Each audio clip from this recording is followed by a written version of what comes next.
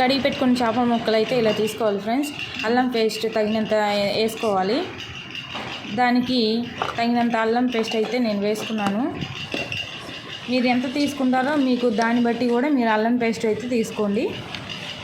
ఇక్కడ వచ్చేసి నేను ధనియాల పౌడర్ కూడా నేను దానికి తగినంత మసాలా అనేది ఆ చేప ముక్కలకి పడితేనే బాగా టేస్ట్ వస్తుందన్నమాట ఫ్రై.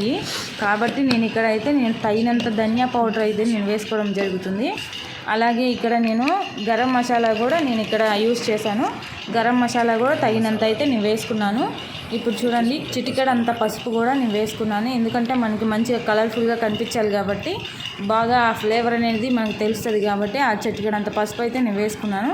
అలాగే దాంట్లో తగినంత కార్న్ఫ్లవర్ అయితే ఇక్కడ నేను తగినంత అయితే తీసుకున్నాను. ఎందుకంటే ఆ కార్న్ఫ్లవర్ పడితేనే మనం తినేటప్పుడు ఆ మంచి టేస్ట్ అనేది తెలుస్తుంది.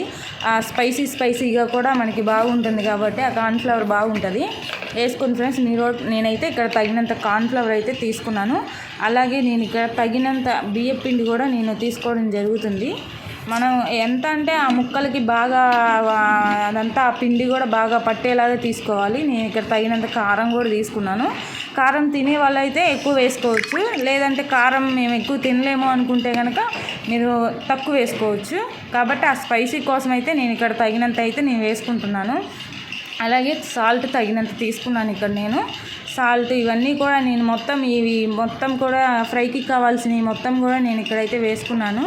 సాల్ట్ కూడా నేను తగినంత వేసుకున్నాను. ఇక్కడ చూడండి ఈ విధంగా అయితే అవి మొత్తం కూడా పిండి ముందుగా అయితే అది వేసుకున్నాం కదా మసాలా మొత్తం, ఆ మసాలా మొత్తం కూడా వాటన్నిటికీ కూడా బాగా పట్టేలాగా అటు ఇటు కలుపుకోవాలి. ఇలా ముక్కకి మనం కలిపే విధానంలోనే ఉంటుంది. అలా అని చెప్పేసి ముక్కని గట్టిగా పట్టుకొని అలా మెత్తగా అయ్యేలా కూడా మనం కలపకూడదు. చాలా జాగ్రత్తగా దీంట్లో అయితే కలిపే విధానంలోనే ఉంటుంది కాబట్టి చాలా జాగ్రత్తగా అటు ఇటు కలుపుకోవాలి. నేను చిటికెడు అంటే దానికి అది ఎక్కువ కూడా కాదు, ఆ పిండి కొంచెం అనేది మెత్తదనం రావడానికి నేను కొంచెం అయితే యూస్ చేసుకున్నాను. ఇక్కడ పిండి కొన్ని వాటర్ అయితే తీసుకొని దాన్ని అటు ఇటు నేను ఆ మసాలా అంతా కూడా ఇలా అయితే పట్టిస్తున్నాను ముక్కలకి. ఈ విధంగా మనకి ముక్కలు పట్టించుకుంటే చాలా బాగుంటుంది, చాలా మంచి కలర్ఫుల్గా కూడా ఉంటుంది. ఇదిగోండి ఈ విధంగా ఫ్రెండ్స్, ఈ విధంగా వచ్చింది చూడండి.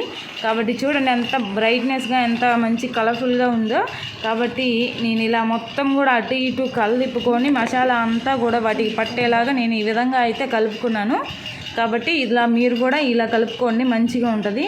చాలా మంచి ఫ్లేవర్ కూడా మనకి ఇక్కడ తెలుస్తుంది చూడండి. అసలు చూడండి ఫ్రెండ్స్, నిజంగా అసలు ఫ్రై ఇంకా ఇప్పుడే ఇలా ఉంటే ఫ్రై చేస్తే ఇంకెలా ఉంటుందో. కాబట్టి ఇక్కడ నేను ఒక 5 నిమిషాల పాటు కూడా దాన్ని బాగా నాననిచ్చాను. ఈ విధంగా నేనైతే ముందుగా అయితే ప్యాన్ పెట్టుకున్నాను పొయ్యి మీద. ఆయిల్ కూడా నేను తగినంత అయితే ఇక్కడ నేను తీసుకున్నాను. ఆ ఫ్రైకి తగినంత ఆయిల్ని నేను తీసుకున్నాను. ఇక్కడ చూడండి ఈ విధంగా అయితే తీసుకోవడం జరుగుతుంది ఇక్కడ నేను. అలాగే ఆయిల్ని బాగా కూడా ఒక 5 మినిట్స్ అయితే బాగా ఆయిల్ని హీట్ చేసుకోవాలి. హీట్ చేసుకొని ఇక్కడ చూడండి ఈ విధంగా ఒక్కొక్క ముక్క మసాలా పట్టిన ఒక్కొక్క ముక్క కూడా నేను ఇక్కడ చాలా జాగ్రత్తగా వేస్తున్నాను. కాబట్టి నేను దాంట్లో అయితే నేను 2-3 పీసులు అయితే నేను ఇక్కడ వేసుకున్నాను. మీరు కూడా అలాగే మీకు పెద్ద ప్యాన్ పెట్టుకుంటే కనుక మీ ఇష్టం అండి, మీరు దాంట్లో తగినన్ని అయితే మీరు వేసుకోవచ్చు. కాబట్టి నేను అక్కడ తగినంత నూనె వేస్ట్ చేయకుండా కూడా నేను ఇక్కడ చిన్న పాన్ పెట్టుకుని దాంట్లో నేను కొంచెం 3 ఫ్రై పీసులు అయితే నేను వేసుకున్నాను. ఇక్కడ నానబెట్టుకున్న ఈ చేప ముక్కలు అయితే ఇదిగోండి బాగా గోల్డెన్ బ్రౌన్ షేడ్లో అయితే ఇక్కడ వేగిపోయాయండి. ఈ విధంగా అయితే మనకి రావాలి కలర్ అనేది. చూడండి ఇలా ఈ విధంగా మనం ఫ్రై అనేది చేసుకోవడం జరుగుతుంది. చాలా అంటే చాలా కలర్ఫుల్గా కూడా వచ్చాయి చూడండి. అసలు స్మెల్ కూడా మంచి స్మెల్ వస్తుంది. మనకి ఇక్కడ నీసు వాసన అనేది కూడా రావట్లేదు, ఎందుకంటే ఆ నీసు వాసన అనేది కూడా మనకి ఇక్కడ తెలియట్లేదు. చూడండి ఈ విధంగా అయితే మసాలా మొత్తం కూడా పట్టాము. లాస్ట్ పీస్ అండి అది కూడా వేసి బాగా వేగనించుకోవాలి. ఈ విధంగా చూడండి ఎవరికైనా ఫ్రై తినాలనే ఉంటుంది కాబట్టి మనకి ఎలా చేసుకోవాలో తెలియదుగా, కొంతమంది చేసుకోలేరు. కాబట్టి ఈ వీడియో చూసి చాలా వరకు కూడా మీరు ఈజీగా చేసుకోవచ్చు. చేపలు కర్రీ కంటే కూడా మనం ఫ్రై చేసుకుంటే బాగా ఇష్టపడతారు.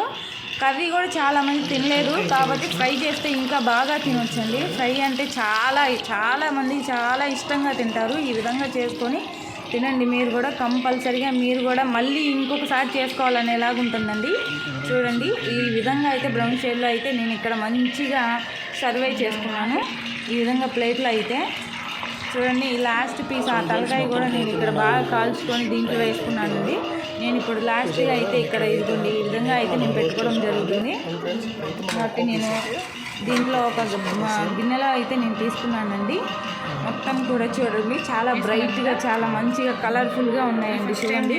అలాగే నేను దాంట్లో ఇది వెల్లుల్లి కారము దానికి బాగా పట్టేంత వరకు నేను ఒక స్పూన్ దాకా అయితే వేసుకున్నాను. చిటికెడంత ఉప్పు కూడా వేసుకున్నాను. చూడండి ఫ్రెండ్స్ చాలా మంచిగా అయితే ఉంటుంది. మీరు కూడా ఫ్రై ఖచ్చితంగా ట్రై చేయండి. ఈ వీడియోలో చూసి నేర్చుకోండి.